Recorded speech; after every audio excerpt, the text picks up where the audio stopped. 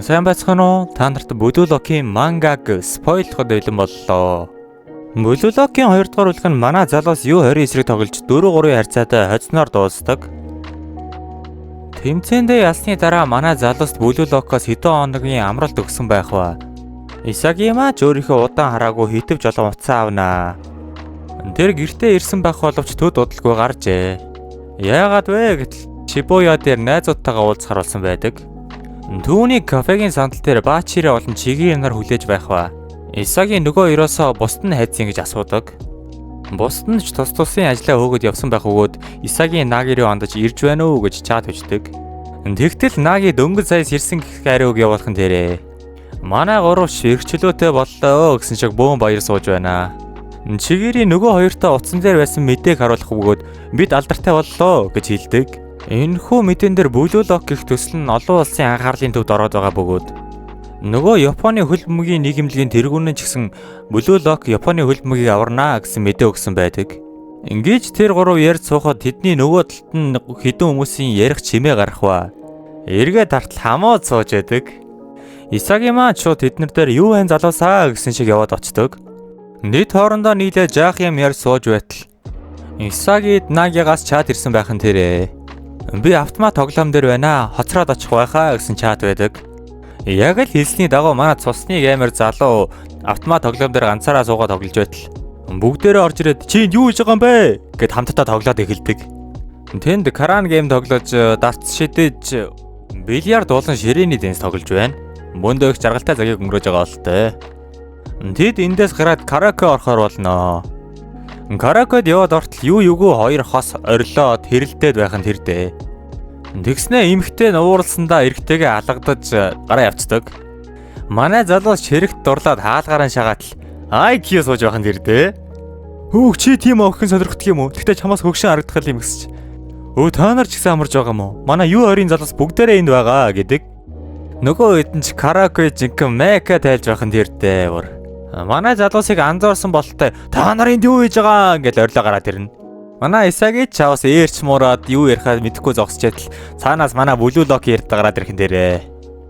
За гарааны 10 гаргаж байгаа зодтол чи гэсэн байдалтай ороод ирдэг. Сөрөнөөс хойш орилоодс нөхөрч гэсэн царайтай манай дэодос хараад тэгээд бүгдээрээ боулингаар өрсөлдөхөр болж байгаа юм да.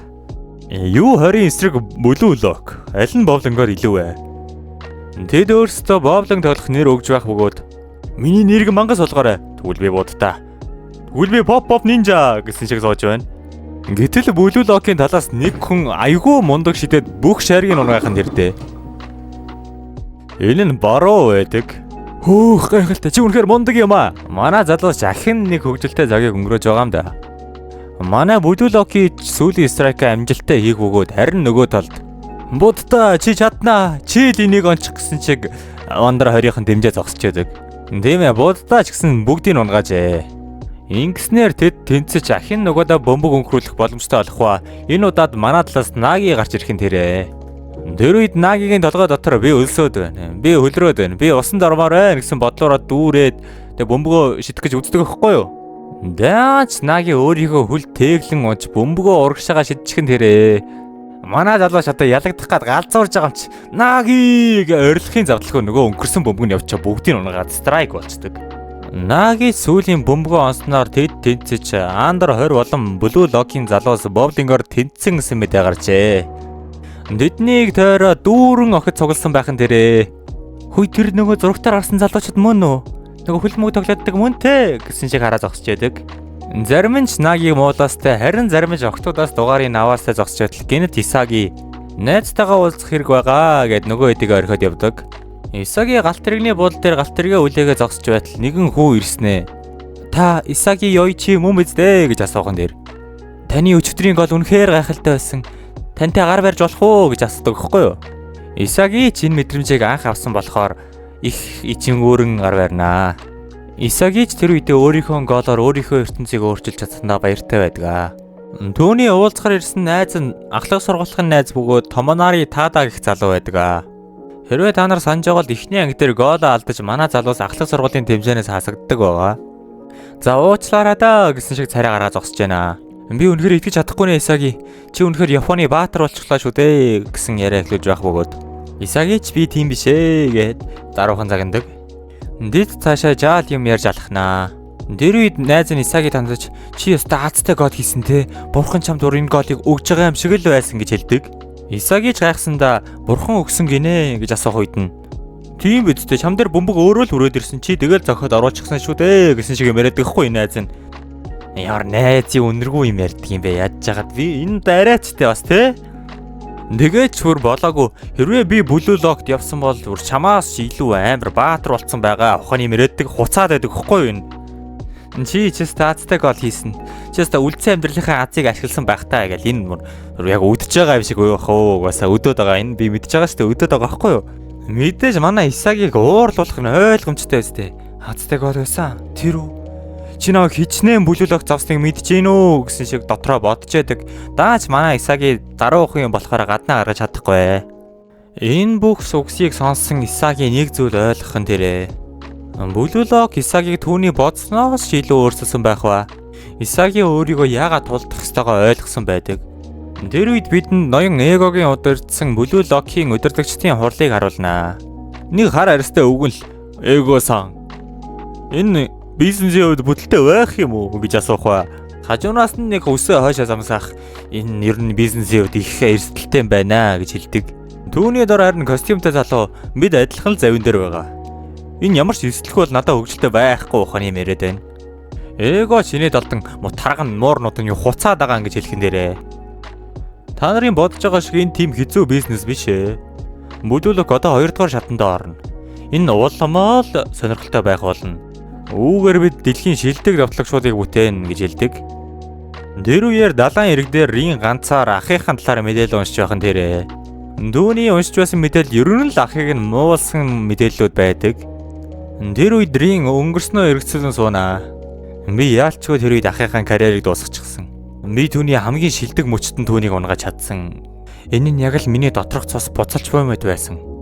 Надаа ийм тал байсан гэдгийг би өөрөө ч мэдээгүй явжээ гэж бодож байхын тэр. Гэхдээ рин нэг зүйл дуцаарлаж байх ба. Ахын нэрж Исагийг магтсанд рин их ууртай байгаа юм шиг байлээ. Намайг биш түүнийг магтнаг гинэ гэсэн шиг. Тиймээс рин шин төлөвлөгөө гаргаж ахыгаа болон Исагийн хоёрыг буулгаж авна гэж боддог. Яг энэ үеэр Исаги гэртээ иржээ.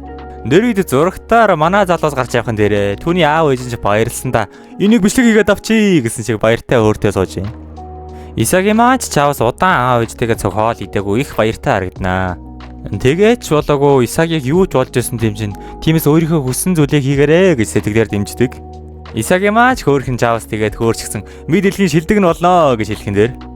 Аав ээжигийн хэлсэн урмын үгсийг сонсоод Исаги өрөөндөө ороод боддог байхгүй юу? Би бүгдийг болгож тавина. Би өөрийнхөө хүчээр энэ ертөнцийг өөрчилнө гэж бодоод сууж байтал. Дүүний утсан дээр мэдээлэл ирдэг. Энэ нь Blue Lock шинэ прожект зохиож ахин дуудаж буй урилга юм байлээ. Энэ нь манай бүх залуус үрсэн байна. Бүгд л урам зоригтойгоор зайлын үүнийг хийцгээе гэсэн шиг байж байна. Ингээд хууд солигдоход тэд Blue Lock дээр иржээ. Тэднийг тойроод зөндөө олон камертай нисдэг тэрэг баахан хүмүүс тойроо зогсож байдаг. Манай залуус догдлон коридороор ороход тэднийг Андер 20-ийн нөхдөд хүлээж авахын тэрдээ. Та нар Андер 20-ийн нөхдөд энд юу хийж байгаа юм бэ гэж асуухт нь. Бид Андер 20-оос гараад Экогийн дуудлагаар энд ирсэн гэж хариулдаг. Ерөнхийдөө Blue Lock-ийн 2 дугаар шат олон үнэтэй эхлэхээр болж байгаа л гэсэн үг. Тэр үед Исаги энд ирж яриа өднөө. Чамгүйгээр Blue Lock-ийг төсөөлж чадахгүй байлаа л гэж хэлчихдэг. Рин ч өөдөөс нь цаасан малгай өмссөн хүүхд минь надад хоол байгаарай. Араас ч бүлий шүү гэж хэлэхэд нь хорон санаатнаас сонсохгүй биш вэ гэж Исаги хариуг нь барьдаг. Яг тэр үед эго дэлгэснээр гарч ирснэ. За юу айцхаа Нависын ондоргууд минь. Тэгээд бас Андер 20-ийн ялагдагч нохоонуудыг мартаж болохгүй гэж хэлчихдэг. Энэхүү хэлсэн үгэнд нь мэдээж Андер 20-ийн тоглогчид таатай байхгүй. Одоогоос 100 өдрийн дараа дэлхийн Андер 20-ийн тэмцээн болно. Та нар яг одоогийнх шиг оруул за бодъё. Яагаад ч ялж чадахгүй. Тиймээс та нарт дэвшил хэрэгтэй. Би та нараас нэг зүйл асууя л да. Та нарыг хүчтэй болгох үндсэн хүчин зүйл юу вэ гэж эго асуудаг. Өөрсдийн эго хөгжүүлж шин чадвараа нээн. Эдгээр бүхий л зүйл орчинтой ч холбоотой. Тиймээс та нарыг хөгжүүлж чадах хамгийн хэрцгийг өгөөд онцгой Blue Lock-ийн 2 дугаар шатыг бэлдсэн гэж эго хэлдэг. Бид та нарыг хөгжүүлж чадах хамгийн гайхалтай орчин бүрдүүлсэн. Хамгийн аимшигтай орчин байж магадгүй. Тиймээс та нарт Европын лигийг танилцуулж байна. Алдар нэр, хүч чадал, мөнгө. Эдгээр зүйлс нь Европын лигт элбэг бий. Та нар одоо энэ 5 улсаас нэгийг сонгож өөрсдөө тохирсон орчинд бэлтгэл хийх болно. Эго ингэж хэлснээр манай залуус Blue Lock-ийн 2 дугаар шатанд орж байгаа юм да. Эхний бичлэг маань үүгээр дуусч байна. Хэрвээ та Blue Lock-ийн үргэлжлэл болон өөр олон мангааны талаар яриулахыг хүсвэл манай цогт subscribe хийж нэгдээрэй.